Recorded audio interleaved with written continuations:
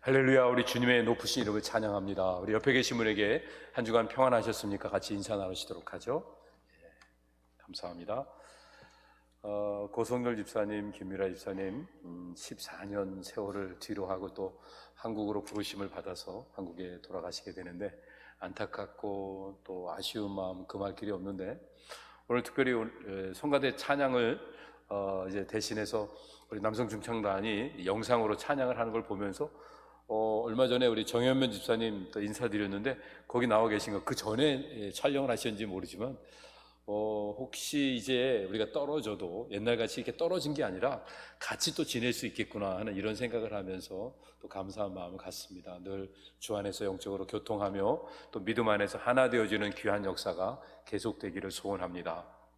오늘 이제 말씀을 준비하면서 우리 자신을 한번 돌아보는 시간을 가졌으면 좋겠다 하는 생각을 했는데, 제 자신을 돌아보니까 어느덧 제 자신의 모습 속에 신앙이 이렇게 종교화돼가는 어떤 굳어지는 모습들이 순간순간 발견되는 것들을 보면서 깜짝깜짝 놀랍니다. 누구보다도 그 부분에 대해서 신경 쓰고 기도하고 나를 돌아보면서 살려고 발버둥 쳤던 세월이라고 나름대로 생각을 했었는데, 돌아보니까 어느덧 형식화되고 굳어지고, 그래서 그 안에 있는 그 본질과 뿌리를 향한 마음보다 겉에 보여져 있는 그 현실에 마음을 뺏기는 이런 안타까운 모습들이 어느덧 이렇게 점점 늘어나고 있는 것이 아닌가 하는 이런 생각을 하게 되는데, 이런 그 팬데믹 현상으로 인해서 우리가 함께하지 못하고 또 때로는 이렇게 자주 만나지 못하는 이런 일도 인하여서 또 우리 속에 이렇게 갈증을 안타까운 마음으로 표현하면서 오히려 주님 앞에 더 진실된 모습으로 나갈 수 있는 기회를 갖게 되는 것이 아닌가 하는 이런 생각을 해보게 됩니다. 그 부분 중에 이제 가장 큰 것이 기도의 부분이 아닌가 생각합니다. 기도 해야 된다고 생각하고 있지만 막상 기도가 내 삶에서 점점 멀어지고 있는 것은 아닌지, 밥 먹을 때 기도하고 또 아침에 일어나서 기도하고 저녁에 잘 때 기도하고 또 무슨 일이 있을 때 우리가 함께 모였을 때 기도하는데, 정말 위기의 순간에 이 위기를 극복하기 위해서 하나님께 내어 맡겨드리는 기도가 있는지, 아니 맡겨드린다고 하면 문제를 해결하기 위한 기도인지 아니면 하나님의 뜻을 구하기 위한 기도인지, 이런 것들을 돌아본다고 하면 부끄러운 모습들이 참 많이 있습니다. 오늘 말씀은요, 베드로에게 하나님께서 주시는 어떤 챌린지를 이렇게 보여주시는 것입니다. 예수님이 어떤 면에서 보면 누구보다도 베드로를 사랑하셨습니다.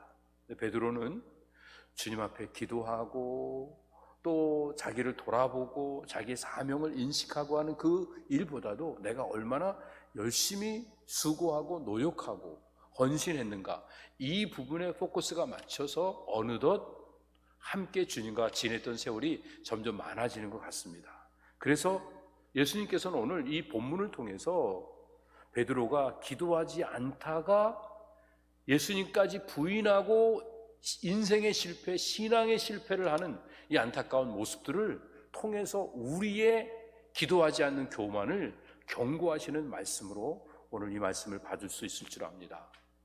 우리가 주어진 사명을 감당하기 위해서 충성하고 헌신하는 것 참 귀한 일인데, 그 일 전에 가장 먼저 해야 될 일들은 하나님의 뜻을 구하며 이 어려운 문제들을 주님께 맡겨드리고 주님이 공급하시는 힘과 능력으로 이 상황을 이겨내겠다고 하는 이 믿음을 갖는 것이 더 귀한 것입니다. 그런데 어느덧 빨리 문제 해결하고 빨리 장애물 없애고 빨리 내가 원하는 일을 이루기 위해서 하나님 앞에 더 열심히 더 열정적으로 기도했던 이런 일들을 갖는다고 하면 문제는 반복해서 지나가는데 우리의 삶에 정작 이루어져야 되는 신앙의 발전은 이루어지지 않는, 믿음의 진보는 이루어지지 않는 안타까운 현상이 우리 속에 남게 되는 것입니다. 그러면 기도를 어떻게 드려야 되는가? 그 부분에 대해서 우리가 좀 도전을 받을 수 있는 그 부분을 헬라어 성경에 나오고 있는 기도라고 하는 단어의 4가지의 모습을 통해서 같이 살펴볼 수 있습니다. 첫 번째가 프로스케라고 하는 단어인데요, 빌립보 4장 6절에 보면 아무것도 염려하지 말고 오직 모든 일에 기도와 간구로 너희 구할 것을 감사함으로 하나님께 아뢰라. 그러면 모든 지각에 뛰어난 하나님의 평강이 우리 마음과 생각을 다 지켜주실 것이라고 약속해 주셨습니다. 근데 여기서 말하고 있는 이 기도는 구하다, 또 어떤 면에서는 서약하다 이런 의미지만 경배한다는 의미도 있습니다. 기도는 하나님께 경배를 드리는 겁니다. 하나님께 맡겨드리고 하나님을 찬양하는 것입니다. 두 번째, 데시스라는 말이 있는데요, 이거는요, 누가복음 2장에 보면 안나가 예수님을 기다리면서 성전에서 금식하며 기도했던 일이 나오고 있습니다. 여기서 기도가 데시스, 간절한 소원을 가지고 기다리고 있는 이런 모습들을 말하고 있습니다. 그래서 기도는 소원을 주님께 아뢰며 주님을 기다리는 모습입니다. 그 다음에 엔툭시스라고 하는 단어가 있는데 디모데전서 4장 5절에 보면 하나님의 말씀과 기도로 우리가 거룩하여지는 걸 이야기하고 있습니다. 이 엔툭시스는요, 하나님과 대화하는 것이고 또 하나님하고 인터뷰하는 것이고 하나님하고 동행하는 이런 모습 말합니다. 그래서 기도를 통해 하나님과 동행하고 하나님과 교제를 나누는, 대화를 나누는 이런 모습을 말하고 있습니다. 육회는 이제 야고보 5장 15절에 보면 믿음의 기도는 병든 자를 구원하리니 주께서 저희를 일으키시리라. 혹 죄를 범하실지라도 사하심을 얻으리라. 믿음의 기도할 때 이 기도는 어떤 면에서 보면 간절한 바람을 이야기하고 또 마음속에 또 주님 앞에 기원하는 이런 모습들을 말합니다. 그래서 하나님의 임재를 구하는 것입니다. 그래서 하나님의 임재를 통해서 질병도 치료되고 또 하나님의 임재를 통해서 우리의 마음속에 악한 생각 또 세상에 찌들었던 그 죄악들이 다 깨끗해지는 이런 복도 누릴 수 있게 됩니다. 이런 것들을 종합해 보면 기도는 하나님을 경배하는 것이고 하나님과 대화하고 하나님하고 동행하고 또 하나님의 임재를 간절히 구하면서 늘 하나님을 모시고 살아가는 게 이게 기도인 것입니다. 그런데 이 기도를 우리가 실제로 하지 않으면 아무것도 누릴 수가 없게 됩니다. 그래서요, 어떤 면에서 보면 기도가 무엇과 비교할 수 있냐면 우리 집안에 수도관이 들어와 있죠. 수도꼭지를 틀지 않으면 아무리 기다려도 물이 떨어지지 않는 것처럼 하나님이 가장 좋은 은사와 선물들을 준비하셔서 우리에게 주시려고 하고 있는데 기도하지 않으면 우리가 얻을 수 없습니다. 물론 기도하지 않아도 얻는 것들이 많아요. 우리가 일반적으로 기도하지 않았는데 우리가 일반적으로 얻는 게 많죠. 그러나 하나님이 기도를 원하시는 것은 기도를 통해 나 자신을 내려놓고 하나님을 의지하는 믿음을 키워가고 그래서 내 생각과 뜻대로 사는 모습이 아니라 하나님의 뜻을 추구해 나가는 삶을 이 땅에 실현해야 이런 사람들이 모여야 천국이 되고 이런 사람들이 움직여야 이 세상이 밝아질 수 있기 때문에 주님은 그 일을 위해서 우리에게 이런 기도를 요구하십니다. 그래서 때로는 우리가 어려움을 만나는 게 우리를 어렵게 하시는 게 아니라 우리 주님 앞에 더 가까이 나오게 하시기 위해서 우리에게 어려움을 주십니다. 그 방법이 무엇입니까? 아버지 앞에 아들이 간절한 소원을 가지고 나가듯이 기도하며 나아가는 것입니다. 오늘 이런 도전을요, 오늘 본문을 통해서 좀 같이 받기 위해서 본문을 다시 한번 살펴보도록 하죠. 31절에 있는 말씀, 시몬아 시몬아 보라 사탄이 밀가부를 타려고 너희를 청구하였으나 그러나 내가 너를 위하여 내 믿음이 떨어지지 않기를 기도하였노니 너는 돌이킨 후에 내 형제를 굳게 하라. 저가 말하되 주여 내가 주와 함께 오게도 죽는데도 가기를 준비하였나이다. 가라사대 베드로야 내가 내게 말하노니 오늘 닭 울기 전에 내가 3번 나를 모른다고 부인하리라 하시니라. 사단은요 지금 베드로를 노리고 있습니다. 근데 베드로만 아니라 유다도 노렸었죠. 그래서 유다의 마음속에 예수님을 팔아먹을 생각을 집어넣고 실행하도록 부추겼기 때문에 결국 예수님 팔아먹었던 이런 결과가 있었습니다. 그런데 지금 베드로를 넘어뜨리기 위해서 밀가부르도 타려고 하나님 앞에서 그 제자들을 맡겨달라고 청구하고 있는 그런 내용이 오늘 본문에 기록되어 있습니다. 그런데요, 이 사탄은 유다도 끌어내리고 베드로도 쓰러뜨리려고 하는 이런 마음으로 접근하는데 예수님께서는요 행여라도 실패할까봐 넘어질까봐 위에서 중보하시고 혹 넘어졌다 할지라도 다시 일어나서 믿음에 굳건하게 서고 그래서 그 모습을 가지고 다른 사람을 돕는 자리에까지 서도록 하시는 겁니다. 어떻게 보면 실패하기 전에 좀 막아주시면 좋을 텐데 왜 안 막아주실까요? 우리도 죄 짓기 전에 하나님이 어흥하고 이렇게, 아니면 하신다니 뭐라고 하여튼 임재를 보여주시면 천둥번개로 막으셔도 우리가 얼마든지 막을 수 있을 텐데, 실패하는 일을 놔두셨다가 건지시는 그 모습, 왜 그럴까? 그것은요, 오늘 말씀을 보면 우리가 해야 될 사명이 있기 때문에 그렇습니다. 그래서 예수님 뭐라고 예언하시죠? 내가 다른 날도 아니고 오늘이에요. 그날, 오늘 밤에 나를 3번 부인할 거다. 그 다음에 닭이 올 거다. 닭 울기 전에 3번 부인할 것을 미리 말씀을 해주십니다. 그러면서도 그가 세워지는 일을 위해서 중보기도 하십니다.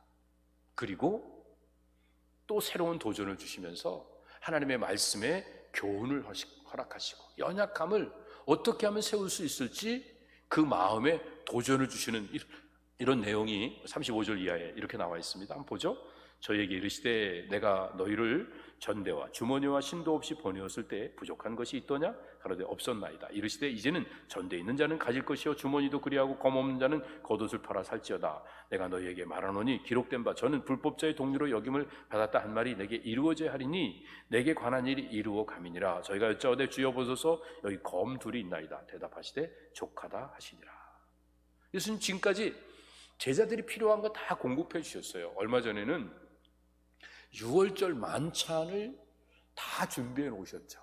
그리고 성 안에 들어가서 어떤 사람, 물동이 이고 가는 남자 만나게 하시고 그 사람 따라가서 주인 만나게 하시고 주인이 다 준비해 놓은 것들을 누릴 수 있도록 이렇게 해주셨습니다. 그런가 하면 예루살렘 성에 들어오실 때도 또 엉뚱한 사람 나귀까지 타고 오시는데 아무 문제가 없던 것도 기억하고 있고, 또 전도하러 나갔을 때, 전도대원으로 파송받았을 때 거기에 필요한 것들, 먹을 거 싸갖고 가고 준비하고 안 갔는데도 다 대접받고 다 쉬고, 그리고 전도 잘하고 능력 행하고 그리고 왔던 것들을 그들이 기억하고 있습니다. 그런데 주님이 다시 말씀하십니다. 전에는 하나도 준비 안 해도 다 준비됐었지만 이제부터는 너희가 준비해라. 돈 있느냐? 그럼 돈도 준비해라. 전대도 주머니도 다 준비하고, 그리고 혹시 칼이 없느냐? 그러면 너희를 보호할 칼을 준비하기 위해서 겉옷이라도 팔아서 이걸 사라.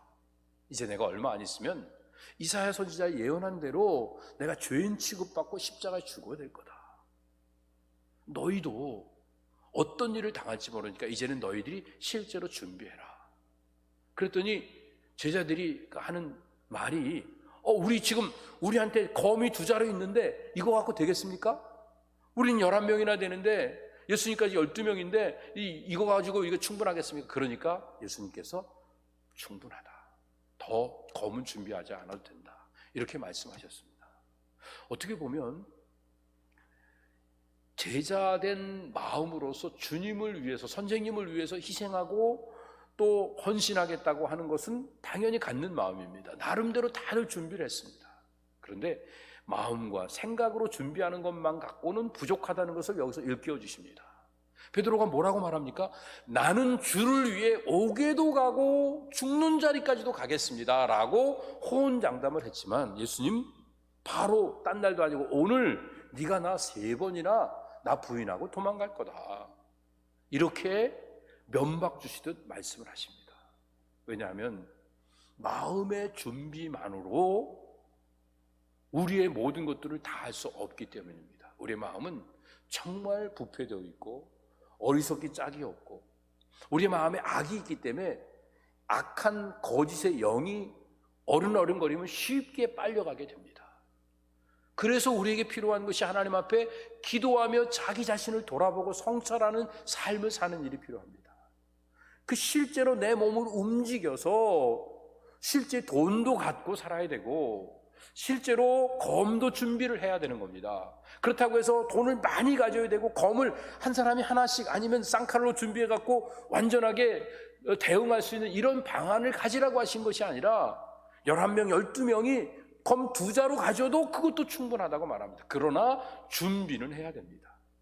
이 말씀은 우리의 몸을 움직여 하나님이 기뻐하시는 사한 제물로 우리 자신을 드려야 되지만 그러나 그 준비된 것이 우리를 지키는 게 아니라 하나님이 우리를 보호하시고 하나님의 필요한 것들을 공급하신다는 이 믿음을 우리에게 전해 주시는 것입니다. 그러면 우리는 뭐 해야 됩니까? 내가 준비됐다고 이제 됐다가 아니라, 내가 이만큼 훈련받았으면 됐다가 아니라 늘 하나님 앞에 자신을 돌아보며 깨어 기도하는 모습을 갖는 것입니다. 그거를 온전하게 알게 하기 위해서 지금 사탄이 뭐 하고 있는지를 알려주시는 겁니다. 사탄이 밀가부르듯 하려고 너희들을 청구했다. 지금도 너는 지금 모르고 있지만 사탄이 틈만 나면 너를 넘어뜨리려고 하고 있다.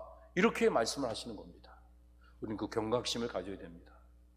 사탄을 너무 무시하는 것도 무지한 거고요, 사탄에 대한 공포심을 가지고 살아가는 것도 신앙이 없는 불신의 모습입니다. 사탄이 우리를 이기고 함부로 흔들지 못하도록 우리가 가져야 되는 무기가 무엇입니까? 우리는 이 복음의 전신 갑주를 입고 늘 깨워서 기도하는 모습을 갖는 겁니다. 마귀가 두려워하는 한 종류의 사람이 있습니다. 기도의 사람입니다. 그래서 예수님께서는요, 이 베드로가 믿음에서 떨어지지 않도록 중보기도 하시는 모습을 실제로 여기서 언급하셨던 것을 보게 됩니다. 우리가 살고 있는 이 세상은 너무 험하고 악합니다. 우리를 대적하고 넘어뜨리려고 하는 사탄은 너무 셉니다. 그런데 우린 너무 부족합니다. 너무 연약합니다. 너무 추합니다. 사는 게. 그럼 우리가 어떻게 됩니까? 그래서 주님 앞에 기도해야 되는 겁니다. 주님이 우리를 위해서 지금도 중보하고 계십니다. 하나님 보좌 우편에서 말할 수 없이 간절한 마음을 가지고 기도하시고, 성령께서도 우리를 위해서 탄식하고 기도하고 계시다는 이 사실을 기억하며 우리도 기도하는 것입니다. 이게 우리의 소망입니다. 이 소망을 가지고 우리가 기도하기 시작하면 사명을 붙잡을 수 있습니다. 그 사명이 무엇입니까? 우리가 혹 실패해도 돌이킨 후에 다른 연약한 형제들을 굳건하게 만들 수 있는 이런 자리에 설 수 있습니다. 실패 안에서 끝까지 승리로운 삶을 살면 좋을 텐데, 하나님 실패하는 것도 놔두셨던 이유, 선악과를 따먹도록 놔두셨던 이유, 베드로가 부인하도록 놔두셨던 이유, 우리가 주님의 그 십자가의 자리에서 멀리 떠나게 하셨던 그 이유가 무엇인지를 우리는 알아야 됩니다. 그래야 우리가 다시 돌이키면 그 자리에 있는 사람들 정죄하고 비판하지 않고 그의 연약함들을 위해서 내가 십자가를 짊어지고 주님 가신 길을 걸어갈 수 있기 때문에 그렇습니다. 사도행전에서는요, 누구든지 회개하고 진실된 마음으로 주님 앞에 엎드려 기도하면 성령을 선물로 주시고 성령의 권능을 받고 증인된 삶을 살 것이라고 말씀하셨습니다. 실패했느냐, 늘 승리하고 사느냐가 중요한 것이 아니라, 실패했어도 성공했어도 주님 앞에 돌이켜 진실된 마음을 가지고 살아가는 일들이 필요한 것입니다. 그러면 내 안에 진실된 마음이 생기는 만큼 우리는 누군가를 위해 십자가를 짊어지는 일들을 감당할 수 있습니다. 마음이 청결한 자가 복이 있다고 하십니다. 왜? 하나님을 볼 수 있으니까. 하나님을 보는 순전한 마음을 가진 사람은요, 내 안에 있는 악을 깨트려 갈 수 있습니다. 죄인됨을 고백할 수밖에 없게 됩니다.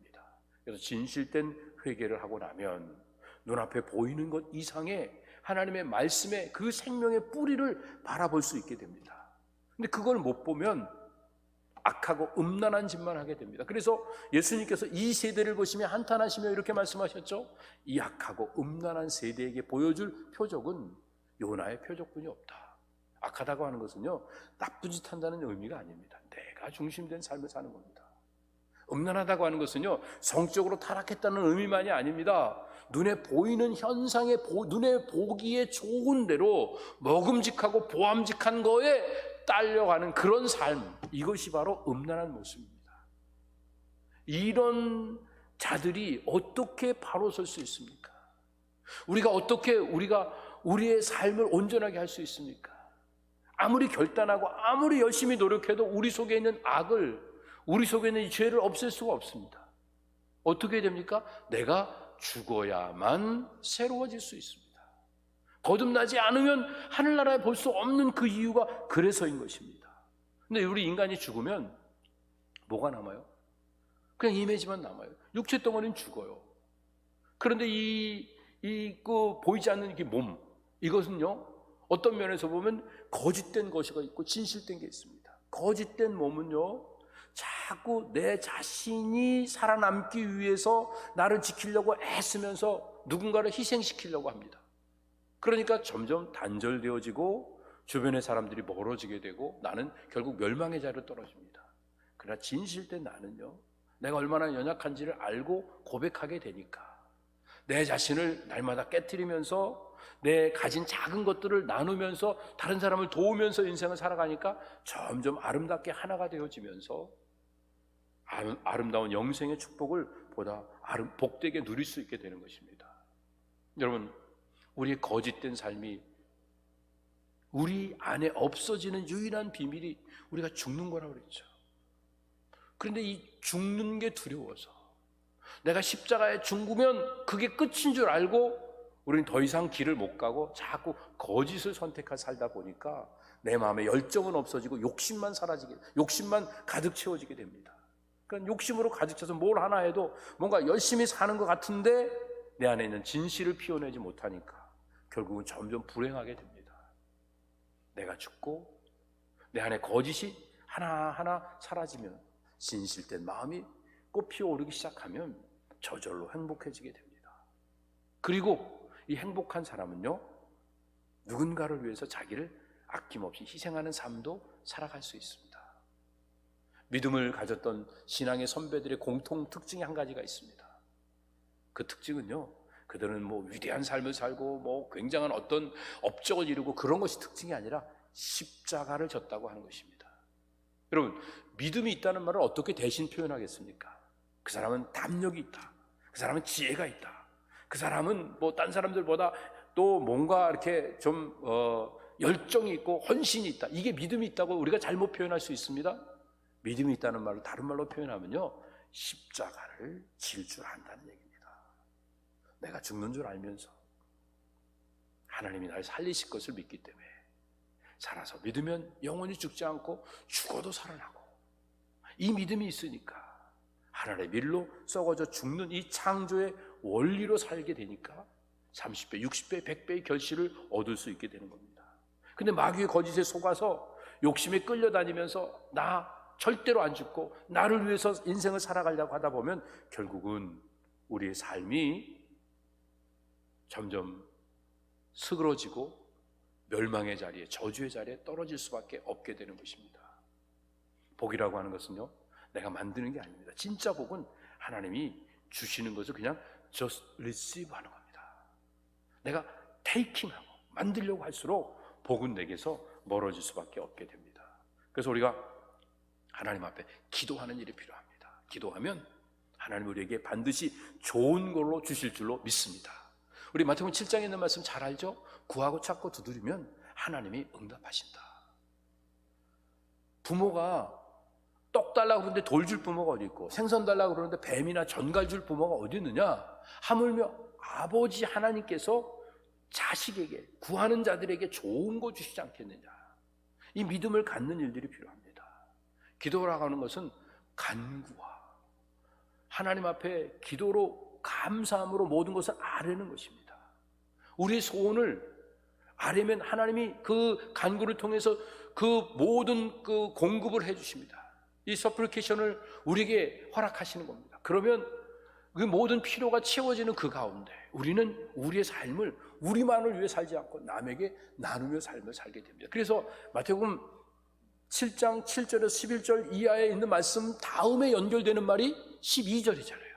그러므로 너희가 남한테 대접받기를 원하면 너희들이 먼저 남 대접하라. 이게 율법, 모세오경의 내용이고 선지자의 강령, 선지자들이 늘 외쳤던, 하나님의 사도들이 외쳤던 내용이다.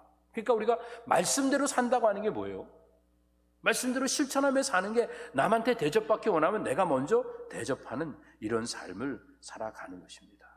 이렇게 삶을 살기 위해서 우리가 해야 될 일은 무엇입니까? 내 가진 거 없어도요, 기도하면 하나님이 주신다. 그런 믿음을 가지면 좋은 것이 우리에게 반드시 응답되어질 줄로 믿습니다. 그럼 그걸 가지고 함께 살아가는 겁니다.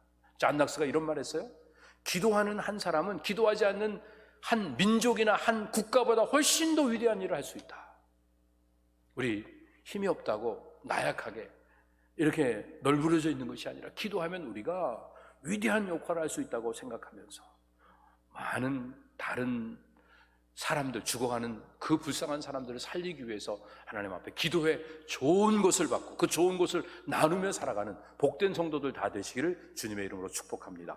두 번째는요, 기도하면 하나님이 우리에게 승리를 얻게 하십니다. 이스라엘 백성들이 애굽에서 나와서 가나안 땅을 가다가 르비딤에서 아말렉 군대들을 만납니다. 아말렉 사람들을 만나서 싸울 때 그들이 너무 세니까 이길 수가 없었습니다. 그런데요, 이제 모세가 손을 들고 기도하니까 하나님이 이기게 하셨습니다. 이스라엘이 이기는 그런 역사를 보게 했어요. 근데 피곤해서 너무 힘들어서 손이 내려오니까 아말렉이 이기는 거예요. 그걸 지키고 보고 있던 아론과 훌이 얼른 가서 모세의 발을 붙잡아주고 모세를 앉혀서 쉬게 했습니다. 그때 계속 승리하게 돼서 이스라엘이 승리하고 그 지역을 통과할 수 있게 되었죠. 여러분, 하나님이 우리에게 요구하시는 게 뭘까요? 디모데후서 2장 8절에 보면 각처에서 남자들이 분노와 다툼이 없이 거룩한 손을 들어 기도하기를 원하노라. 우리가 일반적으로 신앙생활 하면서 기도는 여자들이, 권사님들이 하는 거라고 생각하는, 아니요, 남자들이 기도하는 겁니다. 가정을 대표하는 사람들이, 나라를 대표하는 사람들이, 한 단체를 대표하는 사람들이 해야 될 일이 거룩한 손을 들고 기도하는 것입니다. 그런데 어떻게 해요?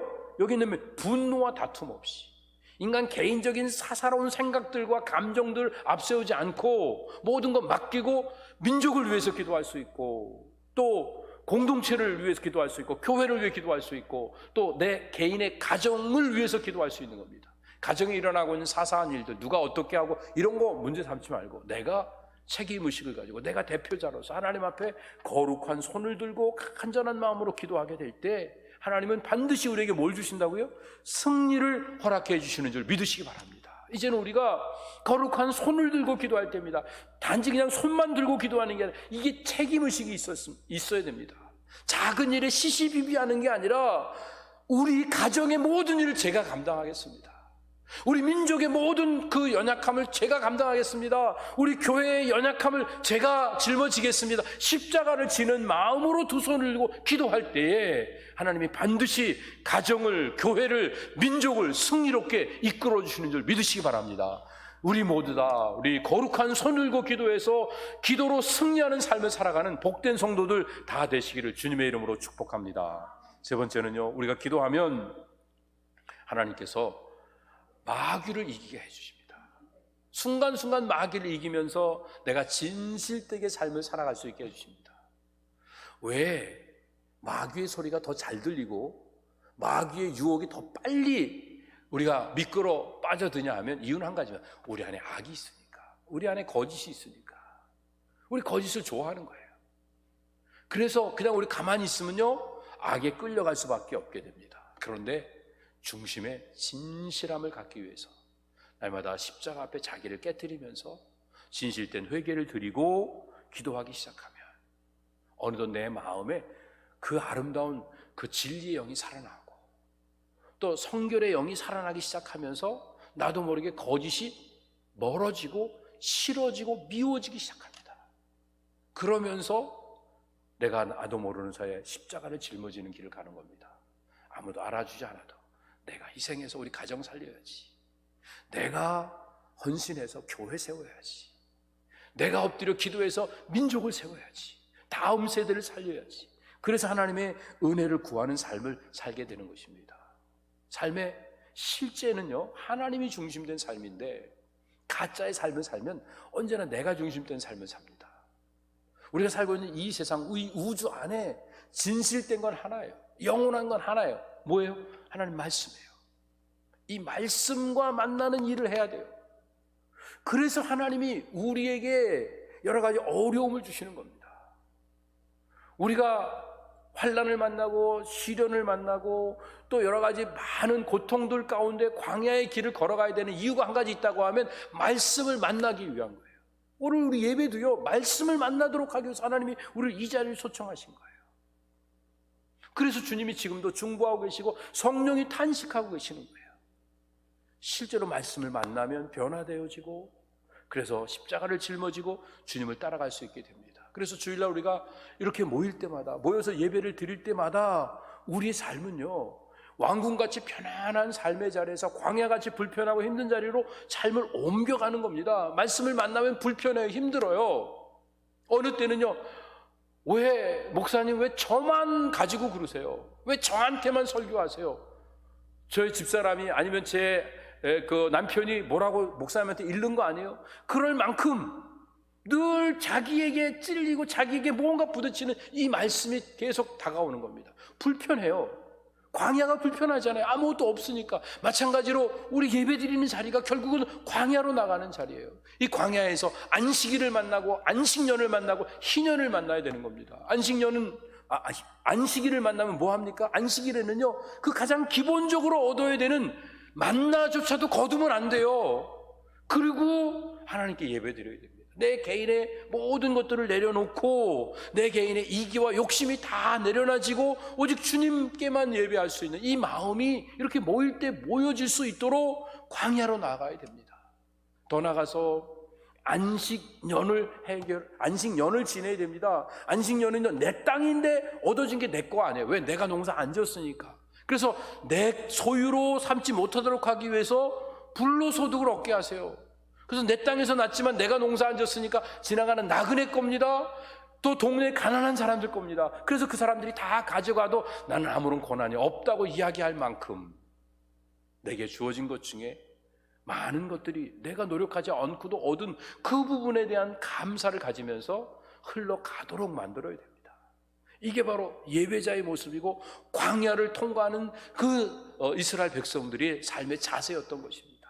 더 나아가서 희년을 경험할 줄 알아야 됩니다. 희년을 통해서 무엇을 이루어갑니까? 결국 이스라엘 백성들이 희년을 통과하면서 내가 더 열심히 노력하면 더 많이 갖고 내가 더 지혜롭게 행하면 더 높이 쌓을 수 있는 이런 복을 누릴 수 있게 되지만, 그러나 시간이 지나고 희년이 돌아오면 내가 더 많이 가져도 그게 내 거가 아닙니다. 하나님이 허락하신 것만 내 거고 나머지는 다 돌려주어서 모두가 다 평준화되어야 됩니다. 우리 중에 잘난 사람도 없고 못난 사람도 없고 누구나 다 함께 같이 하는 동일한 사람인 것을 생각하면서 이제 하나님의 은혜 속에서 우리 모두가 다 한 가지 길을 걸어갑니다. 안식일을 지키고 안식년을 지키고 희년을 지킨 이 마음은 결국은 십자가의 길을 걸어가게 만듭니다. 가장 기본적인 것에도 욕심내지 않을 수 있고, 내 땅에서 난 것도 내 것이라 주장하지 않을 수 있고, 내가 지금까지 갖고 있던 것도 시간이 되어지면 다시 모자란 사람에게 나눠줄 수 있는 이런 마음까지 갖는 자들은 why not? 왜 십자가를 외면하겠습니까? 그런데 이 십자가의 길을 걸어가는 사람들에게 나타나는 아름다운 현상은요, 십자가 밑에서 내가 먼저 깨어지고 진실된 회개를 하나님 앞에 드리면서 나 된 것이 하나님의 은혜임을 절실하게 깨달은 사람만이 십자가의 길을 걸어가게 됩니다. 처음에도 말씀드렸지만 자칫 잘못하면요, 우리가 종교인 노릇을 하게 됩니다. 신앙생활이 아니라 별 차이가 안 나는 것 같아요.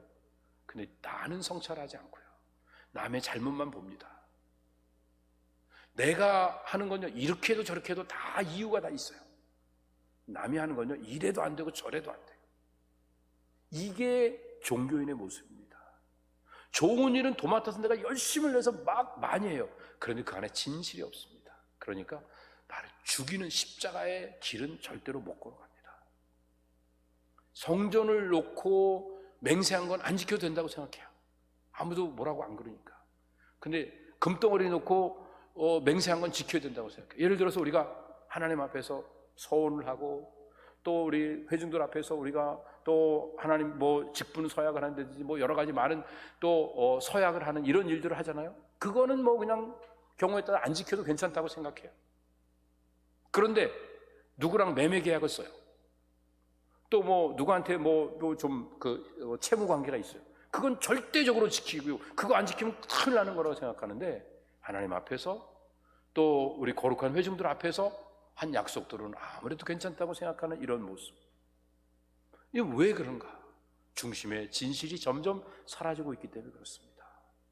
내가 복을 받아야 그게 복이 아니라 받은 복이 나누어져서 나 때문에 다른 사람이 행복해져야 그게 진짜 복입니다. 마귀는 자꾸 속입니다. 야, 너 지금까지 그렇게 열심히 살았으니까 이제는 너를 위해 좀 살아도 돼. 너 목회하면서 여지껏 열심히 그렇게 살았는데 이제는 좀 남은 또 인생 동안 내가 너를 챙겨주지. 누가 널 챙겨주냐? 딴 사람 괜히 부담시키지 말고 너 너를 위해서 좀 살아봐. 이렇게 자꾸 부추기면서 자꾸 우리를 유혹하고 있습니다. 그렇게 마귀의 유혹에 끌려가지 않으려면 우리가 삶의 패턴이 바뀌어야 됩니다. 삶의 양식이 바뀌어야 됩니다.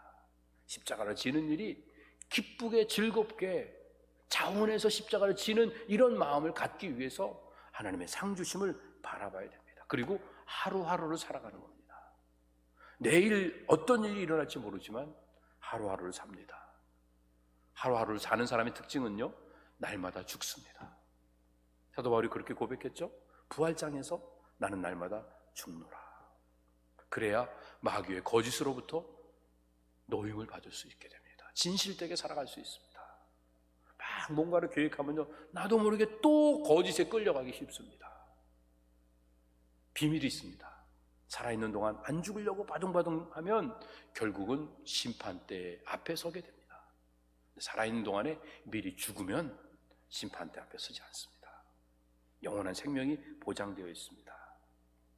이제 어려운 시기를 보내고 있습니다. 작년, 재작년 산불 때문에 그 캘리포니아 사람들이 고생을 많이 했죠. 근데 캘리포니아 계신 분들이 그 산에 이름 모를 꽃들이 얼마나 아름답게 피는지 너무너무 멋지대요. 새로운 생명이 피어오르고 있습니다. 얼마 전에 또 태풍 불어갖고 바다가 막 그 파도도 많이 있고 그랬죠. 바다가 점점 죽어가고 있습니다. 작은 물고기들은요, 이쪽 해협에서 저쪽으로 가야 되는데 쓰레기 더미가 많이 있어가지고 거기 넘어갈 수가 없습니다.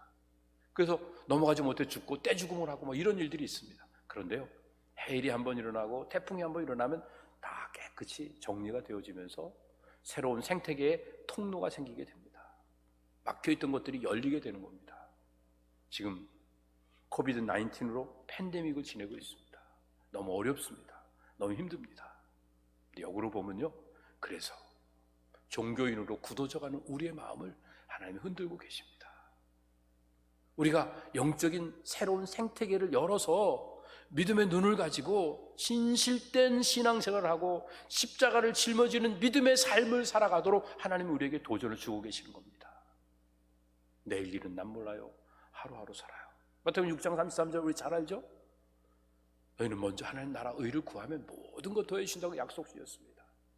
근데 33장의 결론이 끝이 아니고요, 그 결론 다음에 한 가지 부언해서 말씀하십니다. 34절 읽어봅니다. 시작. 그러므로 내일 일을 위하여 염려하지 말라. 내일 일은 내일 염려할 것이요 한날의 괴로움은 그날에 족하니라.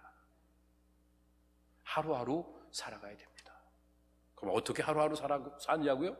7장 1절 비판하지 말고, 비판 하나님께 맡기는 겁니다. 판단은 하나님의 영역입니다. 그럼 우린 뭐 합니까? 7절 구하고 찾고 두드리는 일들 합니다. 그러면 하나님이 어떻게 하십니까? 좋은 것으로 11절 응답하십니다. 그러니까 우리는 어떻게 인생을 살아야 될까요? 남한테 대접받기 원하는 대로 내가 먼저 대접하며 살면 이게 신앙생활입니다. 그 사람이 주기도문 틀리지 않고 외웠느냐, 또 십계명 다 외우고 성경 얼마나 암송하느냐, 이거 중요하지 않습니다. 남한테 대접받기 위해서 내가 내 자신을 높이고 다른 사람을 억누르는 삶이 아니라 남한테 대접받기를 원하면 내가 먼저 대접해요. 나를 희생하면 하나님이 대접하신다는 믿음을 가지고 삶을 살아가는 것입니다. 주님 오실 때까지 좁은 문, 좁은 길을 걸어가는 우리 모두가 됐으면 좋겠습니다. 그래도 힘이 드니까 우리가 서로 기도해 줘야 됩니다. 서로 격려해 줘야 됩니다. 서로 기다려주고 서로 축복해 주는 이런 일들이 필요합니다. 영원한 삶을 사는 비밀은 날마다 죽는 겁니다. 날마다 죽기가 어렵기 때문에 우리가 서로 기도해 줘야 됩니다.